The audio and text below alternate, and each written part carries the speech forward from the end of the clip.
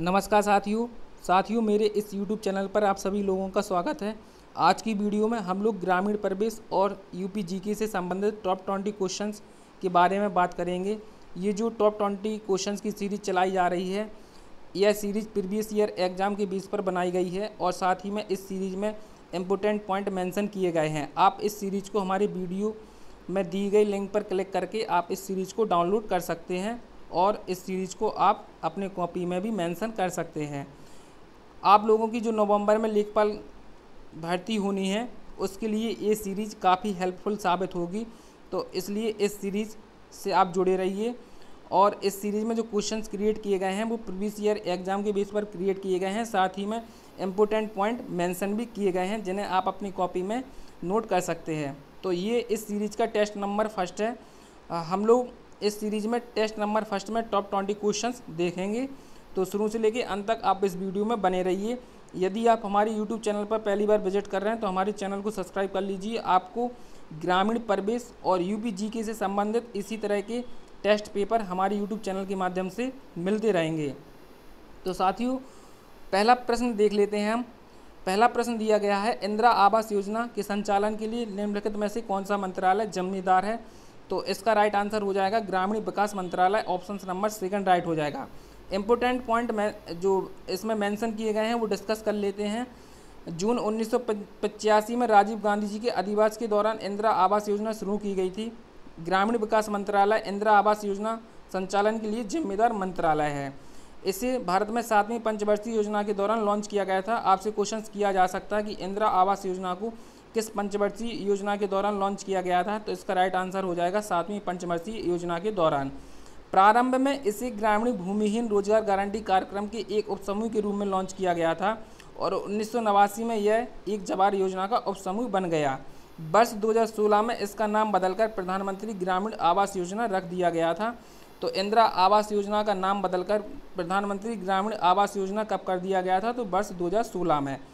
इसमें कुछ additional information दी गई हैं, जैसे श्री गिरिराज सिंह ग्रामीण विकास मंत्रालय के लिए जिम्मेदार वर्तमान मंत्री हैं। श्री भूपेंद्र यादव श्रम और रोजगार मंत्रालय के स्वतंत्र प्रभार वाले राज्य मंत्री हैं।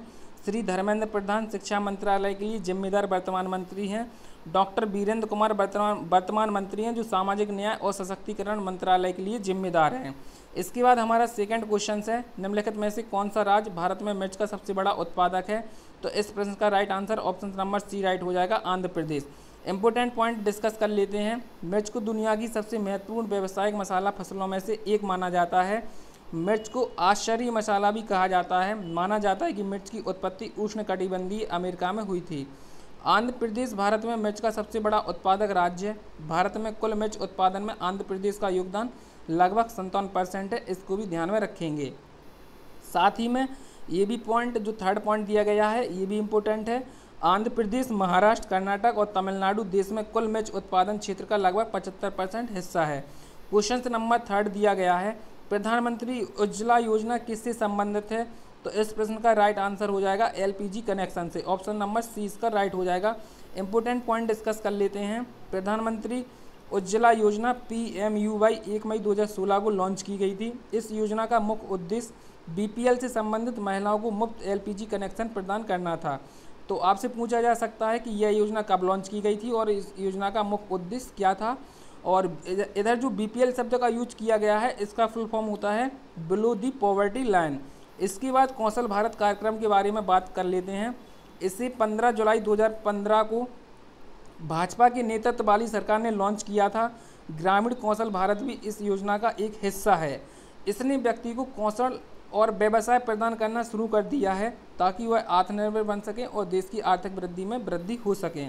प्रधानमंत्री जनधन योजना PMJDY को वर्ष 2014 में 28 अगस्त को लॉन्च किया गया था। इस योजना का जो मुख्य उद्देश्य था वो देश के लोगों को वित्तीय समावेशन प्रदान करना इस योजना का मुख्य उद्देश्य था।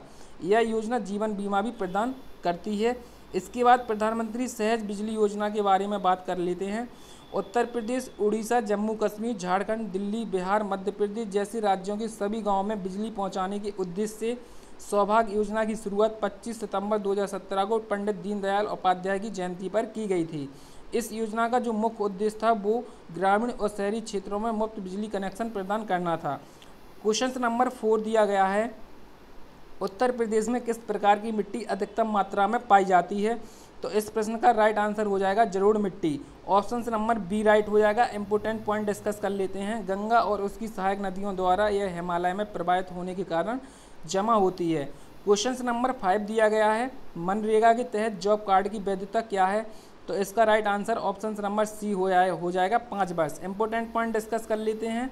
मनरेगा का जो फुल फॉर्म होता है वो Mahatma Gandhi national rural employment guarantee act होता है और हिंदी में इसका पूर्ण रूप होता है महात्मा गांधी राष्ट्रीय ग्रामीण रोजगार गारंटी अधिनियम। मनरेगा योजना का पुराना नाम नरेगा था। 2 अक्टूबर 2009 को नरेगा का नाम बदलकर मनरेगा कर दिया गया था और 25 अगस्त 2005 में इस योजना पर कानून बना था, जबकि 2 फरवरी 2006 से 200 जिलों में इसकी शुरुआत की गई थी। आपसे क्वेश्चन किया जा सकता है 2 फरवरी 2006 से कितने जिलों में इसकी शुरुआत की गई थी? तो राइट आंसर हो जाएगा 200 जिलों में इसकी शुरुआत की गई थी।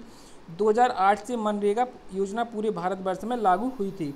इस योजना का जो मुख्य उद्देश्य था वो 100 दिनों का रोजगार, हर वित्तीय वर्ष में किसी भी ग्रामीण परिवार के वयस्क सदस्यों को 100 दिनों का रोजगार देने का मुख्य उद्देश्य इस योजना का था।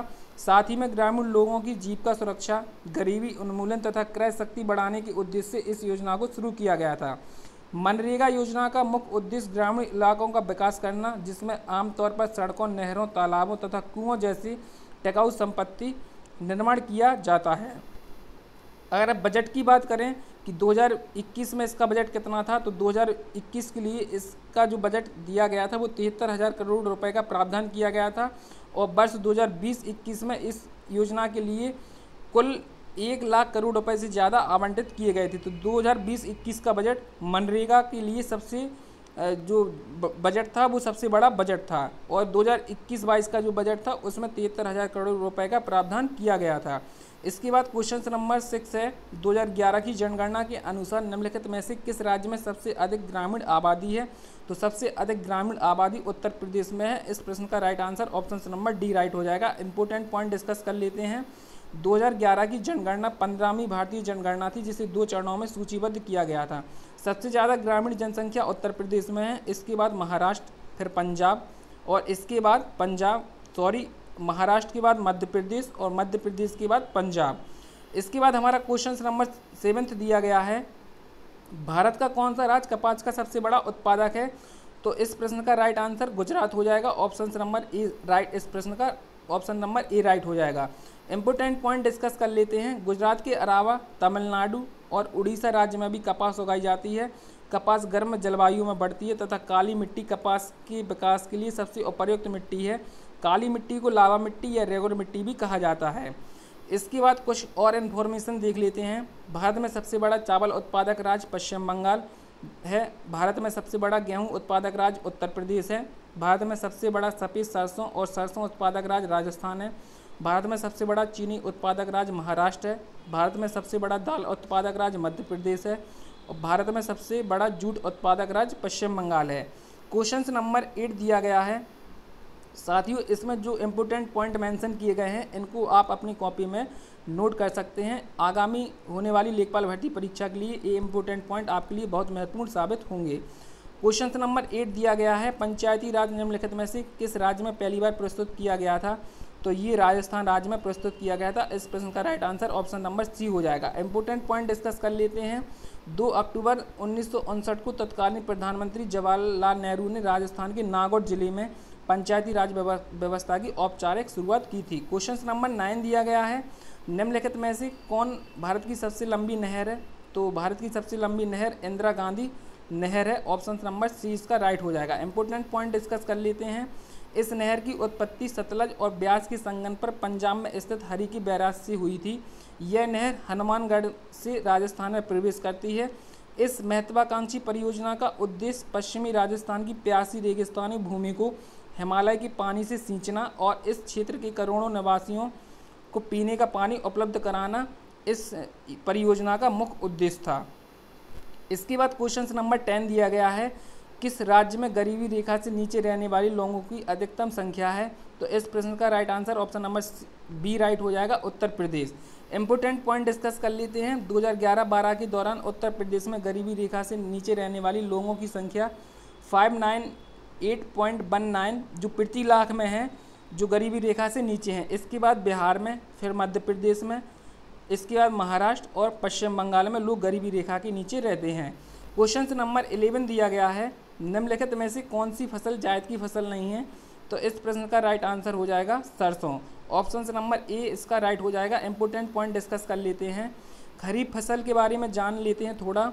तो इसमें आप देखेंगे पहले पॉइंट में, खरीफ फसलों को मानसून फसलों के नाम से जाना जाता है क्योंकि इनकी खेती मानसून के मौसम में की जाती है।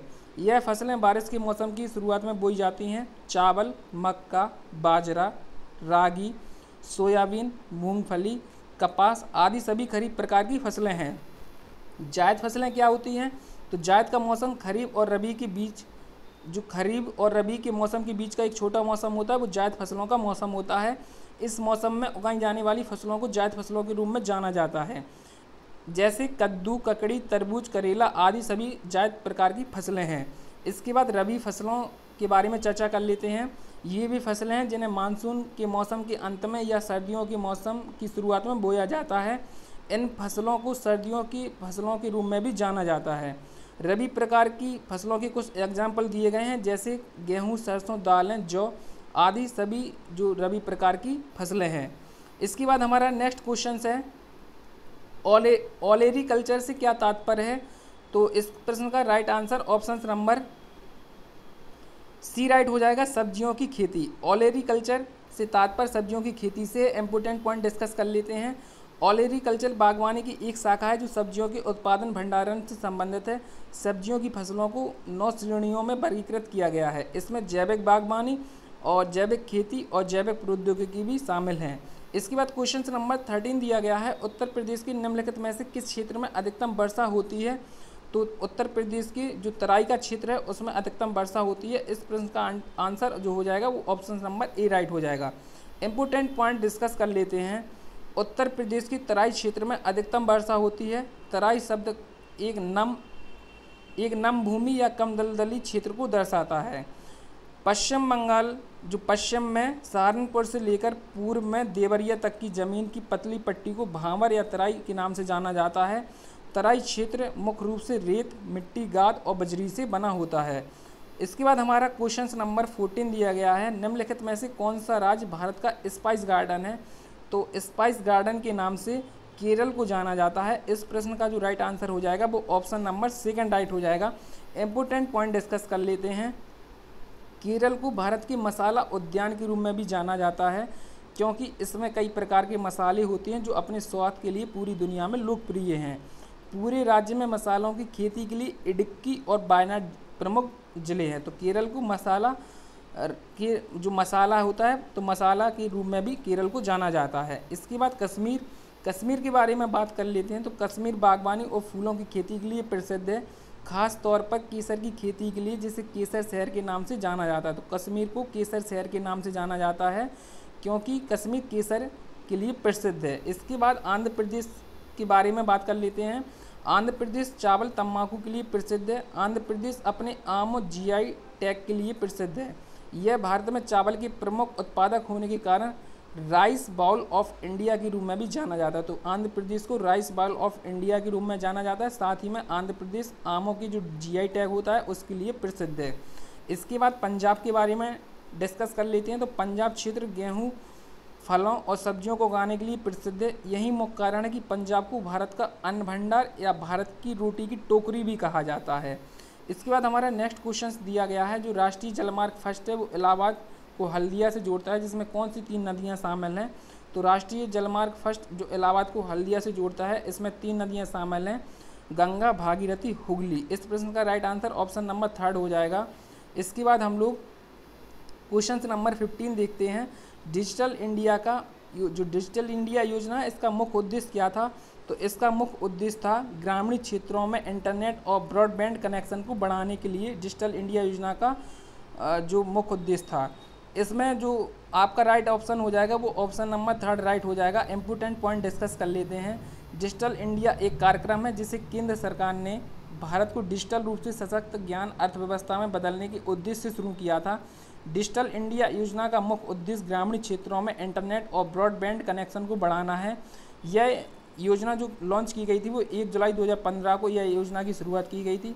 सशक्त करने की शक्ति डिजिटल इंडिया योजना का आदर्श वाक्य है। आपसे पूछ सकते हैं कि डिजिटल इंडिया योजना का आदर्श वाक्य क्या है, तो सशक्त करने की शक्ति।